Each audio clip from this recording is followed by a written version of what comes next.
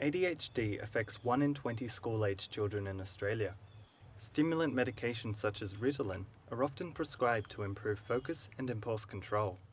But what if these outcomes could be achieved without the need for medication? I've come to the University of Wollongong to discover how a computer game could be used to treat ADHD. A wizard in training, schooled in incantations, you'll meet Focus Pocus is a game in which you play a young wizard, learning to cast spells and ride broomsticks. But while you're playing, you're also learning to focus and relax in the real world. Researchers at the University of Wollongong built Focus Pocus with game designers and are testing to see whether it can help children's focus and relaxation. Professor Stuart Johnston is leading the research, in which a group of children aged between 7 and 12 must play the game 4 or 5 times a week. The three main problems that kids with ADHD have, and these are very robust findings that are across studies and across cultures and across regions and so on, are the inability to modulate their attention and relaxation when they need to, and working memory and impulse control problems. So what we're presenting in the software is an opportunity for children to engage in those processes, to engage in them repetitively, to engage in them in a way that's fun, to try and make it fun, and a way that constantly pushes their ability in that area. So it makes it harder. So the memory capacity expands, their ability to control their impulses increases, and their ability to modulate their attention as they need it increases as well.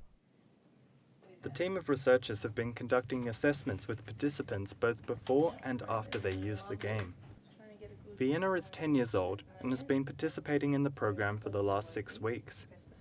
Today, Rebecca is testing Vienna's responses in a number of standard tests for working memory and impulse control. We've got some promising results. There's a trend, they're heading in the direction that we expect, but with a larger sample size, we can have more confidence in what we're seeing. Vienna's mother Belinda enrolled her in the program when medication wasn't working for them. Today she is grateful for Focus Pocus, and their teachers have noticed improvements. I think it has really taught her to be able to that skill of being able to slow herself down and, stop, think things through and just notice how she's responding herself in her own body. I think that's really made a big difference for her. The research behind Focus Pocus has been made possible by using special gaming headsets which monitor the brain's electrical activity, or EEG. These devices are much cheaper and are more portable than research-grade headsets. At Macquarie University's Cognitive Science Department, researchers have found that the gaming headsets compare favourably with traditional headsets as a tool for research. One of the difficulties of getting participants is that they have to come in here and they have to be attached to all these expensive and awkward piece of hardware. So with the emotive, after it's been validated properly, we might have the facility to go into places that we otherwise wouldn't have access to, so as to get this data.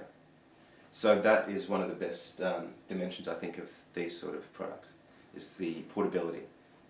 The researchers are still recruiting participants until the end of the year, when they hope to have their findings published.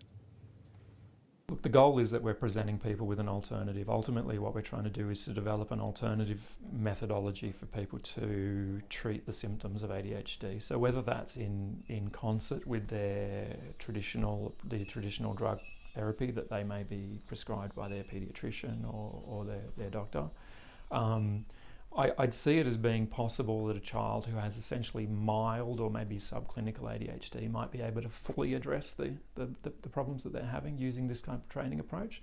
Those who have a more disorder level problem, I would see this as being part of a treatment approach. Jack Fisher for Checkup.